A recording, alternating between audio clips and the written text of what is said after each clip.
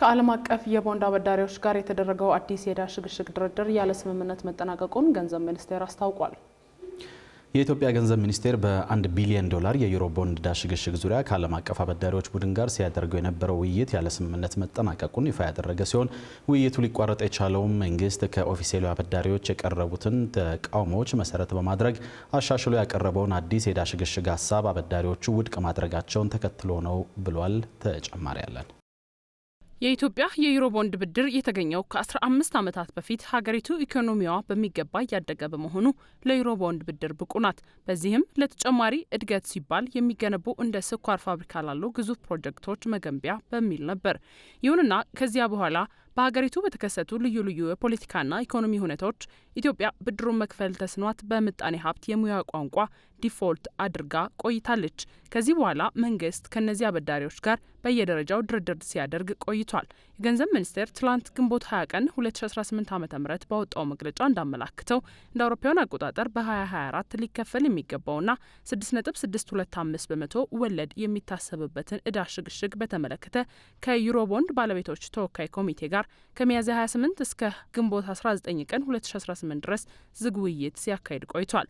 በዚህ ድርድር ላይ የኢትዮጵያ የሕግና የፋይናንስ አማካሪዎች የሆኑት ዋይት ኤንድ ኬዝ እና ላዛርድ የተሳተፉ ሲሆን በአበዳሪዎች ኮሚቴ በኩል ደግሞ ዋይል ጎትሻልና አንኩራ ሶቨርን አማካሪዎች በማማከር ገዛ አድርገዋል። ሚኒስቴሩ እንደገለጸው ይህ ውይይት ሊደረግ የቻለው የኢትዮጵያ ኦፊሻላዊ አበዳሪዎች ኮሚቴ ቀደም ሲል ታህሳስ 24 ቀን 2018 ዓ.ም ከቦንድ አበዳሪዎች ጋር ተደርሶ የነበረውን የመርህ ደረጃ ስምምነት ውድቅ ማድረጉን ተከትሎ ነው።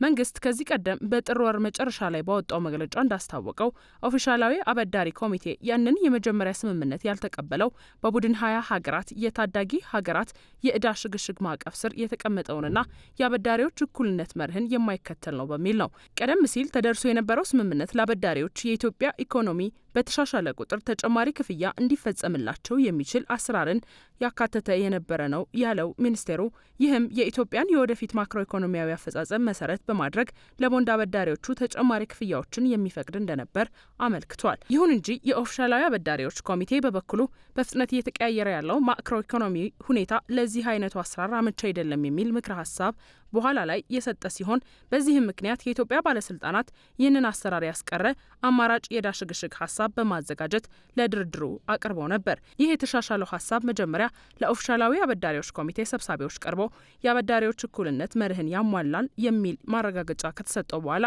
ለአበዳሪዎቹ ኮሚቴው ቢቀርብም ኮሚቴው የተሻሻለውን ሀሳብ በሙሉ ድምጽ ውድቅ በማድረግ የድርድር ጊዜው እንዲቋረጥ ሆኗል ሲል ሚኒስቴሩ ገልጿል። በአበዳሪዎቹ ውሳኔ ማዘኑን የገለጸው የገንዘብ ሚኒስቴር ኢትዮጵያ አሁንም ቢሆን የዓለም አቀፉን የገንዘብ ድርጅት IMF የኢኮኖሚ ማሻሻያ መርሃ ግብርን የተከተለና የአበዳሪዎችን እኩልነት መርህን የሚያረጋግጥ በገበያ ላይ የተመሰረተ መፍትሄ ለመተግበር ቁርጠኛ መሆኗን ያስታወቀ ሲሆን ለዚህም ሲባል ኢትዮጵያ ከሁሉም ባለድርሻ አካላት ጋር ገንቢ ውይይቷን የምትቀጥል መሆኑና በተመሳሳይ ጊዜ አሁን ያለውን ሁኔታ ለመፍታት ያሉትን አማራጮች ሁሉ እንደምትገመግም ገልጿል።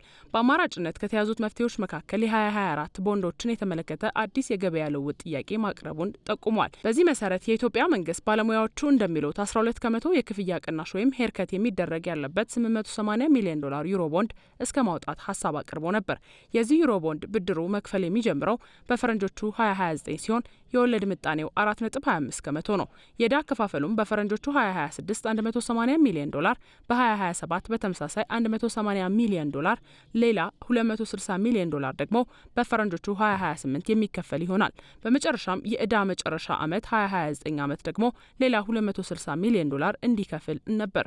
የዕዳ አከፋፈሉም በፈረንጆቹ 2026 180 ሚሊዮን ዶላር፣ በ2027 በተመሳሳይ 180 ሚሊዮን ዶላር፣ ሌላ 260 ሚሊዮን ዶላር ደግሞ በፈረንጆቹ 2028 የሚከፈል ይሆንና በመጨረሻው የዕዳ መጨረሻ ዓመት 2029 ዓመት ደግሞ ሌላ 260 ሚሊዮን ዶላር እንዲከፍል ነበር።